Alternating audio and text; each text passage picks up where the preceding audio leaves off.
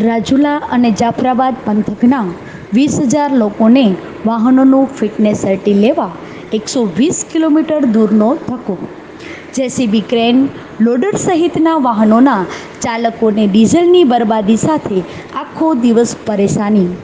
રાજુલા જાફરાબાદ પંથકમાં ઉદ્યોગોના વિકાસની સાથે ભારે વાહનોની સંખ્યા પણ બહુ મોટી છે, પરંતુ સરકાર દ્વારા અહીં ફિટનેસ કેન્દ્ર ફાળવવામાં આવ્યું નથી, જેથી આ વાહન વિસ્તારના વાહન ચાલકોને 120 કિલોમીટર સુધી પોતાના વાહનો ચલાવી સમયનો વેડફાટ કરી અમરેલી ખાતે ફિટનેસ સર્ટી લેવા જવું પડે છે.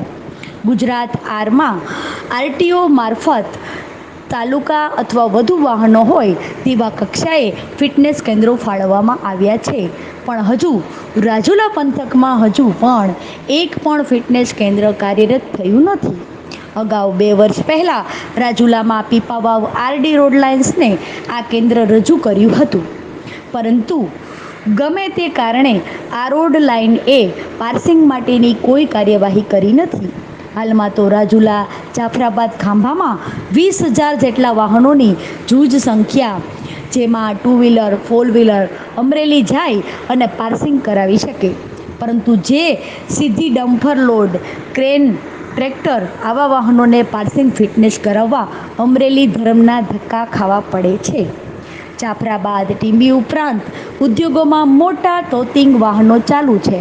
પીપાવાવ પોર્ટ રિલાયન્સમાં હજારો ટન માલ સામાન ઉંચકી શકે તેવા સાધનો છે.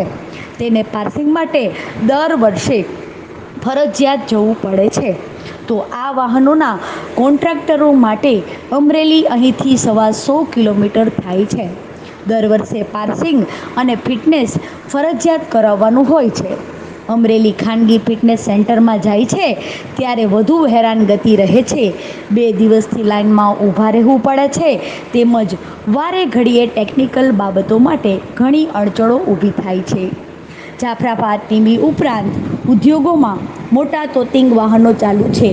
પીપાવાવ પોર્ટે રિલાયન્સમાં હજારો ટન માલ સામાન ઉંચકી શકે તેવા સાધનો તેને પાર્સિંગ માટે ફરજિયાત જવું પડે છે. અમરેલી ખાનગી ફિટનેસ સેન્ટરમાં જાય છે ત્યારે વધુ હેરાનગતિ રહે છે. 2 દિવસથી લાઇનમાં ઊભા રહેવું પડે છે, તેમજ વારે ઘડીએ ટેકનિકલના પ્રશ્નો નિવારણ આવતું નથી. અમરેલી 14 જેટલા સ્ટાફો રાખેલ હોય અને અમારે ઘણે કલાકો સુધી રાહ જોવી પડે, એટલે દૂરથી ગામડેથી શહેરોમાંથી અરજદારો પોતાના વાહનોના ફિટનેસ અંગે રાહ જોવાની રહે છે. ભૂખ્યા તરસ્યા આમ દર વર્ષે પાર્સિંગ અને ફિટનેસ સેન્ટરોમાં જાય છે ત્યારે હેરાનગતિ વધી જાય છે. ગેરકાયદેસર પૈસા દેવા પડે છે. ખાનગી ફિટનેસ સેન્ટરમાં રિઝર્વ હોર્ન કલરના પટ્ટા કે સાઇડ બોર્ડ નથી, ડીમ ફૂલ લાઇટ નથી, પીળો પટ્ટો નથી વગેરે બહાના કાઢી અને વાહન ચાલકો પાસેથી વધુ નાણાં ખંખેરવામાં આવે છે. આવી બધી વસ્તુઓ નવી નાખવામાં ખર્ચ થાય તેના કરતાં પૈસા આપી દેવાનું શું ખોટું, તેમ વિચાર કરીને વાહન ચાલકો પણ વધારાની રકમ આપી દે છે. ઇન્સ્પેક્ટર રજા ઉપર હોય કે એક્સિડન્ટમાં તપાસવામાં ગયા હોય તો બીજે દિવસે પણ વારો આવે છે. રાજુલાથી ટાઈમસર વાહન ન પહોંચી શક્યું હોય તો પણ બીજે દિવસે વારો આવે છે. જે હાડમારી દૂર થાય તેવું અમારી મીડિયા ટીમ દ્વારા અરજદારોની રૂબરૂ સ્થળ પર મુલાકાત લીધી અને ઇન્ટરવ્યૂમાં તેઓની ચર્ચા કરવામાં આવી.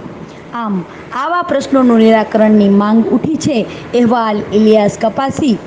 એનું કારણ શું? આમાં એવું છે કે આપણે નાની લાઈન ચાલુ જ છે અને હેવીની લાઈન છે એમાં થોડોક કન્ટિન્યુ પ્રોબ્લેમ આવેલો છે કે આજ સાંજ સુધીમાં ચાલુ થઈ જાય, અને નાની ગાડીની લાઈન ચાલુ જ છે. મોટી ગાડી છે એ કાલની બંધ હતી, આજે ચાલુ થઈ જશે આગળ થોડીક વારમાં. નહીં સાહેબ, તો આ 2 દિવસથી બંધ છે, તમને પ્રાઇવેટ કામ આપેલું છે, તો આની તાત્કાલિક કેમ તમે જોગવાઈ એની લીધી ને લોકો હેરાન છે?